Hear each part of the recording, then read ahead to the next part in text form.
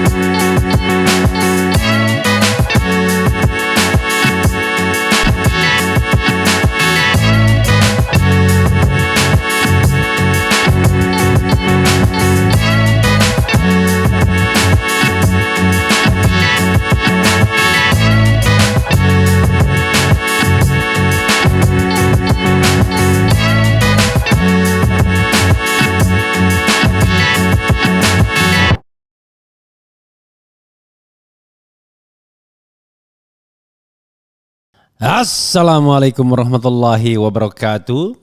Sobat RH sekalian, jumpa lagi kita di channel yang keren ini. Keren cadas ya.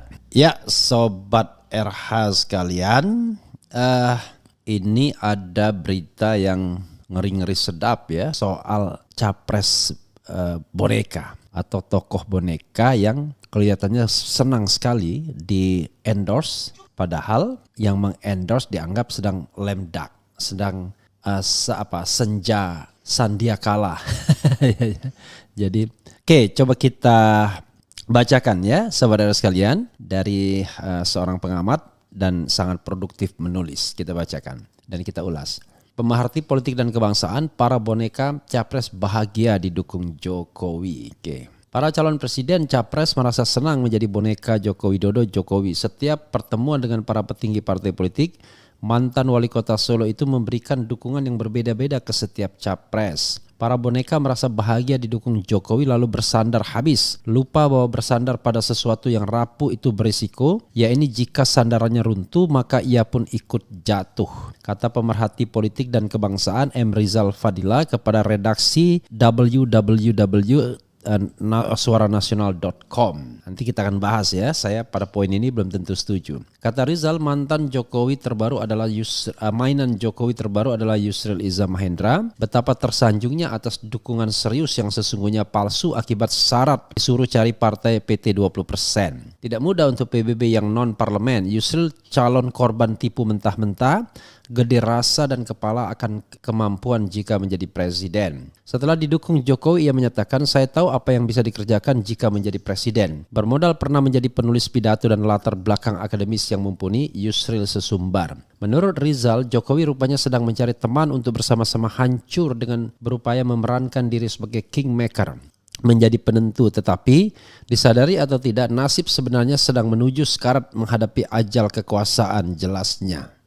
Menarik ucapan Ketum PDIP Megawati bahwa status kepresidenan Jokowi ditentukan oleh PDIP. Pak Jokowi itu yang ngonoloh mentang-mentang, lah iya padahal Pak Jokowi kalau nggak ada PDI Perjuangan juga kasihan dah. Seru Megawati yang klaim cantik dan karismatik. Meski dikasihani, tapi Pak Jokowi masih mencoba menunjukkan eksistensi dan kejumawaannya. Untuk perpanjangan periode tetap menjadi opsi melalui desain dukungan relawan. Pemulihan ekonomi pasca COVID-19 dan gonjang-ganjing atau demoralisasi KPU dapat menjadi alasan pungkasnya. Ya, Sobat RH sekalian, ya, itu yang ditulis oleh Rizal Fadila, ya. Jadi seorang pemerhati politik, ya, yang juga suka menulis, ya. Oke, dia mengatakan pada sandaran yang rapuh. Tapi kalau kita semata-mata bicara mengenai katakanlah hal yang strategis, ya, hal yang strategis menurut saya dan strategis dan pragmatis, ya, hal yang strategis dan pragmatis, maka dukungan Jokowi itu adalah dukungan yang sangat penting. Walaupun barangkali dukungan tersebut tidak benar-benar serius, tetapi paling tidak menunjukkan zona kenyamanan untuk hari ini. Kenapa saya katakan begitu? Yang membutuhkan dukungan Jokowi itu ada 3 orang setidaknya. 1 Ganjar Pranowo, 2 Prabowo Subianto, dan 3 Yusril Iza Mahendra. Bahkan Muldoko menurut saya. Jadi ada 4 orang yang membutuhkan dukungan Presiden Jokowi atau istana tepatnya. Jadi kalau istana sudah tambah Jokowi tambah Luhut begitu ya.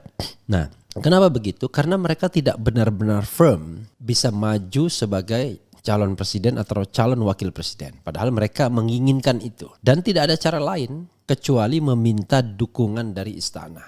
Kecuali dalam tanda kutip Prabowo Subianto. Tapi Prabowo pun tetap membutuhkan dukungan dari istana. Kok bisa begitu? Kalkulasinya begini Sobat Era sekalian ya. Kalau kita bicara kalkulasi ya. Ganjar Pranowo ya. Kalau kita bicara Ganjar misalnya. Ganjar jelas dia membutuhkan dukungan istana. Kenapa? Karena belum ada kejelasan ya. Apakah dia bisa menjadi calon dari PDIP atau tidak. Kalau dia tidak bisa menjadi calon dari PDIP, maka dia berharap menjadi calon dari KIB dengan endorsement dari istana. Atau berharap istana berhasil menekan Megawati untuk mengajukan Ganjar Pranowo sebagai calon. Kita tidak tahu ya ketika ada omongan Guntur Soekarno Putra, apakah itu menjadi bagian dari penekanan itu atau tidak. Itu menarik soalnya. Nah, itu Ganjar, jelas dia butuhkan dukungan Jokowi dan istana. Minimal dukungan untuk dinominasikan sebagai presiden dan wakil presiden. Serta syukur-syukur nanti ketika Presiden Jokowi masih menguasai state apparatus, state financial resources, menguasai state facilities hingga 14 Februari 2024, dukungan itu masih dibutuhkan. Nah, pasca 2024 Februari, di mana sudah ketahuan siapa yang menang, siapa yang kalah, dukungan barangkali tidak dibutuhkan lagi. Pada saat itu seperti kata Rocky, yang namanya Jokowi akan menjadi sitting duck, tidak hanya lame duck tapi bebek duduk ya istilah politiknya. Nah, oke, bagaimana dengan Prabowo? Sama, Prabowo juga membutuhkan dukungan istana agar ada partai yang mau bergabung dengannya untuk menjadi calon dan ada restu dari istana. Karena bagi Prabowo Subianto nggak ada gunanya dia mencalonkan diri kalau tidak ada dukungan dari Presiden Jokowi. Makanya ketika ditanya apakah akan maju atau tidak, secara diplomatis Prabowo mengatakan akan maju kalau didukung, direstui oleh Presiden Jokowi. Ketika Presiden Jokowi menanyakan beberapa menterinya mau maju atau tidak. Seperti cerita Pandana Baban yang mengatakan bersedia maju itu Erick Thohir, Sandiaga Uno, Erlangga Hartarto, kemudian Prabowo. Nah, sahabat era sekalian, karena itu Prabowo pun membutuhkan dukungan istana untuk nominasi dan sampai tanggal 14 Februari 2024. Bagaimana Yusril Iza Mahendra? Yusril bisa dikatakan tidak ada peluang untuk dicalonkan baik sebagai calon presiden dan wakil presiden. Dia seperti kapal yang sudah mau karam atau orang yang sudah mau tenggelam. Karena dia mau tenggelam atau sudah tenggelam bahkan, ya tetap dia membutuhkan pertolongan untuk bisa survive. Karena siapa yang akan mempertimbangkan PBB? Siapa yang akan melihat Yusril lagi? Seandainya dia tidak punya cantolan kekuatan. Nah, cantolan kekuatan itu adalah istana. Dengan adanya cantolan kekuatan istana, dia berani menjajakan dirinya untuk menjadi cawapres. Minimal dia lamar PDIP dalam tanda kutip. Dan sebagai barternya dia dukung ide proporsional tertutup. Di mana kita tahu bahwa 8 partai politik menolak proporsional tertutup. Dan kalau ditanyakan kepada saya, ya memang bukan urusan Mahkamah Konstitusi untuk proporsional tertutup atau terbuka. Silakan itu debat di DPR. Jadi Yusril pun membutuhkan dukungan Presiden Jokowi agar dia tetap bisa diperhitungkan. Bagaimana dengan Muldoko? Muldoko apalagi? Karena Muldoko juga punya keinginan, punya niat untuk menjadi calon presiden atau calon wakil presiden, dan sampai saat ini dia tidak memiliki kendaraan walaupun secara diam-diam relawannya bergerak. Misalnya Trisa Suherman meyakini bahwa rekomendasi Jokowi akan diberikan ke Muldoko, tapi masalahnya kendaraannya apa? Bisa jadi kendaraannya itu adanya di KIB sebagai wakil presidennya Ganjar Pranowo misalnya. Kan bisa jadi, sangat bisa. Apalagi Muldoko punya resources. Karena itu saya sepenuhnya tidak setuju dengan pengamatan Rizal Fadilah. Rizal Fadilah mengatakan posisi setelah 2024 Februari tanggal 14. Nah setelah itu memang Jokowi akan menjadi lame duck office atau sitting duck. Terlebih kalau yang menang itu adalah antitesis dari pemerintahannya. Tapi kalau sekarang sampai tanggal 14 Februari, he is still powerful. Bahkan Cak Nun menyebutnya sebagai tokoh dalam sejarah yang sangat powerful, ya, didampingi oleh kekuatan finansial yang juga sangat powerful, dengan penasehat atau kolega yang juga powerful.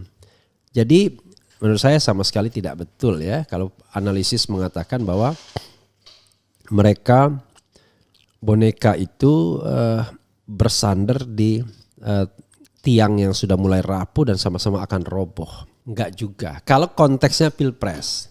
Tapi bagaimana kalau ada kejadian yang luar biasa? Let's say people power misalnya. Kalau itu yang terjadi, mudah bagi politisi untuk putar haluan, berbalik arah, ya kan. Kita lihat saja, tragedi 98.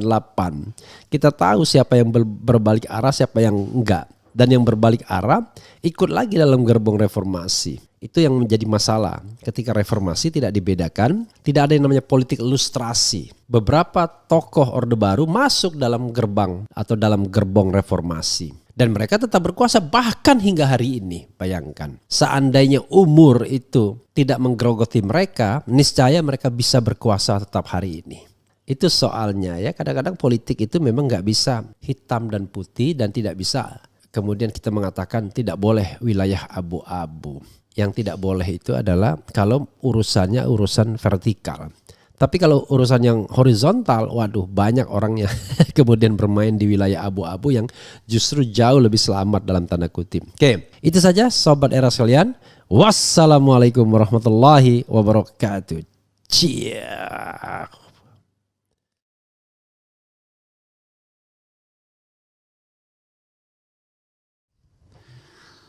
Assalamualaikum warahmatullahi wabarakatuh.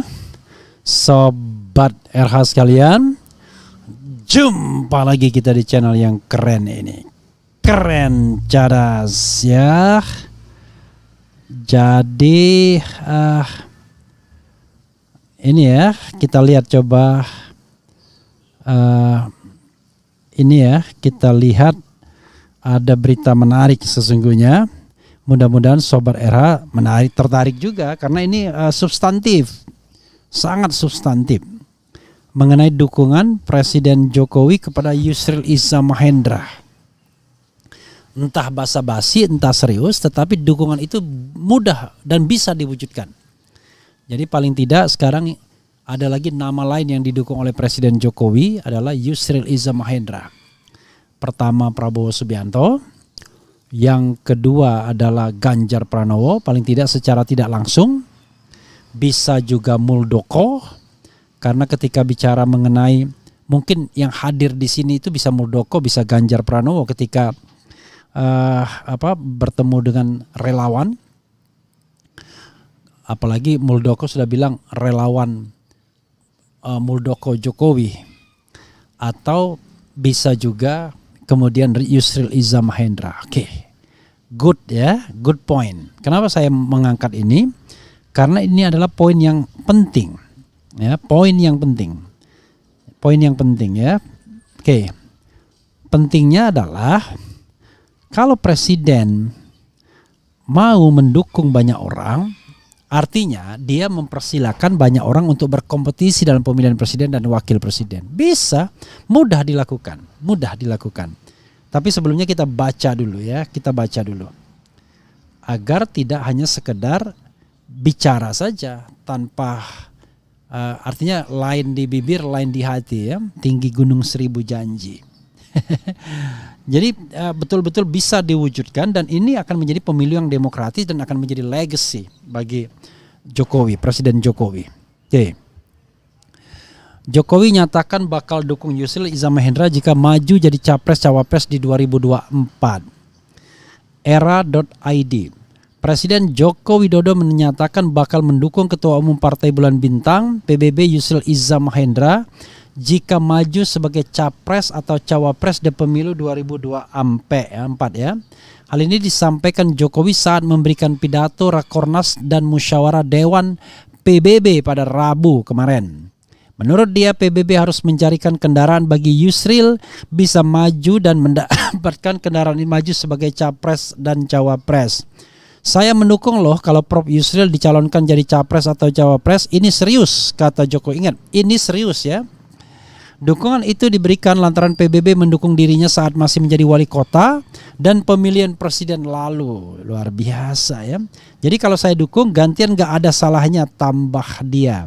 Sebelumnya Presiden Joko Widodo menghadiri Rakornas tahun 2023 yang digelar di Kelapa Gading, Jakarta Utara. Selain Jokowi, hadir juga Mensesnek Pratikno dan juga Ketua MPR Bambang Susatyo. Oke. Jadi Sobat Era sekalian, ini yang harus kita pahami ya, yaitu ada dukungan Presiden Jokowi kepada yang begini-begini ini. Jadi Sobat Era sekalian begini ya, coba kita lihat Sobat Era sekalian ya. Coba kita lihat berapa orang yang sudah didukung oleh Presiden Joko Widodo.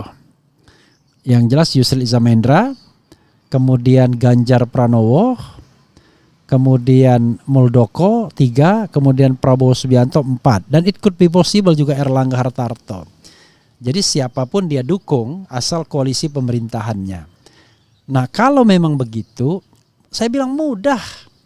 Keluarkan saja Perpu, peraturan pemerintah pengganti undang-undang yang membuang pasal 222 Undang-Undang Nomor 7 2017 tentang pemilihan umum. Selesai. As simple as that. Sehingga threshold itu jadi 0. Tapi kondisikan dulu DPR agar menerima Perpu tersebut. As simple as that. Mudah sekali. Nanti MK pasti tidak akan menolak karena MK mengatakan itu open legal policy, sudah dalam putusan sebelumnya. Jadi MK tidak akan menolak kalau presidensial threshold dinolkan, tapi for the time being mereka mengatakan jangan mereka yang menolkannya, tapi tentu pembentuk undang-undang. Nah, presiden punya instrumen yang namanya Perpu. Ketimbang Perpu Ciptaker yang kontroversial, apalagi misalnya Perpu cuma ngatur nomor urut partai politik doang, maka lebih baik Perpu yang ini. Ini jauh lebih penting dan strategis bagi pembangunan demokrasi ke depan, yaitu hilangkan presidensial threshold. Nah kalau presidensial threshold hilang, ya Yusril bisa jadi calon presiden. Jangan tidak hanya calon wakil presiden, yaitu maju dari Partai Bulan Bintang. Karena partainya sendiri sudah disahkan sebagai peserta pemilu. Ngapain nyari kendaraan tempat lain? Ini sesuai juga dengan kata-kata Megawati. Agar partai politik tidak mencalonkan kader lain, mencalonkan kader sendiri.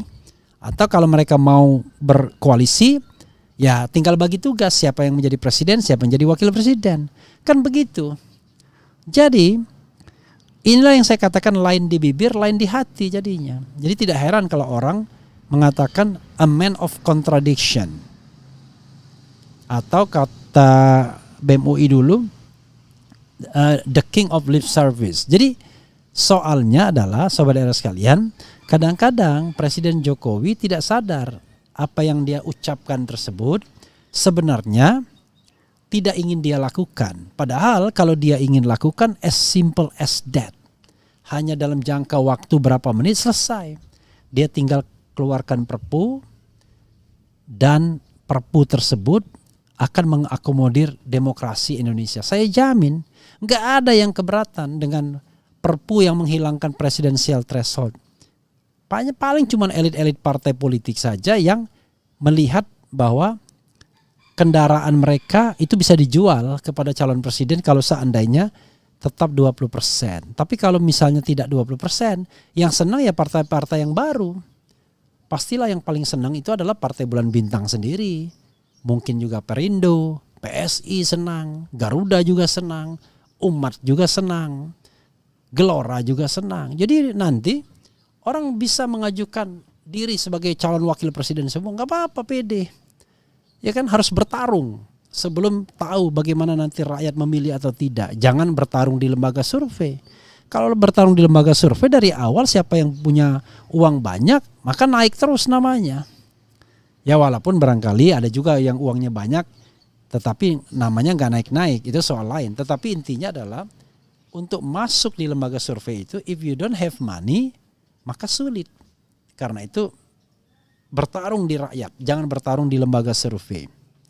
Kalaupun tidak menang nggak apa-apa, tapi berguna bagi a cocktail effect, yaitu efek ekor jas. Nah, Presiden Jokowi kan saya udah bilang 3 dia harus lakukan untuk membuat pemilu ini lebih berkualitas. 1, deklarasi bahwa dia netral.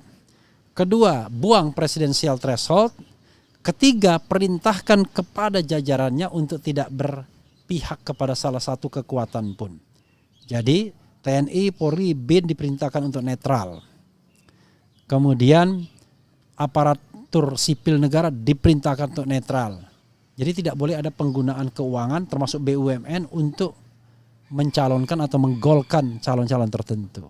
Maka nanti pemain-pemain cadangan di luar partai politik bisa ikut nimbrung karena slot banyak. Misalnya Erick Thohir yang sudah getol sekali untuk menjadi capres atau cawapres. Sandiaga Uno yang baru melemparkan diri dari Gerindra, Ridwan Kamil yang juga agak gatal-gatal sedikit untuk jadi calon presiden dan wakil presiden. Banyak slotnya. Termasuk Perindo mungkin kalau mau mengajukan TGB menjadi salah seorang calon termasuk Haritanu. Jadi demokrasi kita jauh lebih sehat dibandingkan menjadi demokrasi kasak kusuk safari kemana-mana. Seolah-olah calon presiden itu hanya ditentukan oleh Jokowi, oleh Megawati, oleh Surya Paloh, oleh Prabowo, dan segelintir elit lainnya yang gak nyampe jumlahnya 10. Kita ingin bahwa ini dilebarkan. Rakyat berhak menentukan calon presidennya, tentu tetap melalui partai politik karena sistemnya for the time being memang demikian, tapi dibuka kerannya. Slot bukan lagi maksimal 4. Tapi maksimal 18 partai politik. Jadi ada partai politik seperti PBB yang selalu gatal ingin mencalonkan Yusuf. Ya calonkan saja, nanti biar rakyat apakah dia memilih atau tidak. Kan itu soalnya Sobat RH sekalian ya. Dan itu juga terasa lebih adil dan tidak lip service. Tapi kalau misalnya mendukung 3-4 calon tetapi tidak mau mengeluarkan penghapusan presidensial threshold, ya sama saja. Itu namanya lip service. Karena pada titik ini ya sangat krusial sekali ya. Wassalamualaikum warahmatullahi wabarakatuh. Ciao.